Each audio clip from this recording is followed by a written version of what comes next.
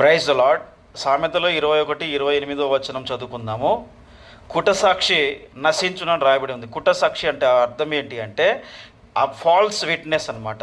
అబద్ధం చెప్పేవాళ్ళు, అబద్ధ సాక్ష్యం చెప్పేవాళ్ళు, ద్రోహం చేసేవాళ్ళు, మోసం చేసేవాళ్ళు, అసత్యం చెప్పేవాళ్ళు, వీళ్ళందరినీ దేవుడు ఏం చేస్తాడంటే నాశనం చేస్తాడు. నశించును అంటే అర్థం ఏంటంటే దేవుడు వారిని మరణించేలా చేస్తారు, లేదంటే వారిని చెడిపోతారు వాళ్ళు. దేవుడు వారిని కంప్లీట్గా డెస్ట్రాయిడ్ చేస్తాడు. మరి పరిశుద్ధ గ్రంథం నుంచి ఒక మంచి ఉదాహరణ తీసుకుందాము.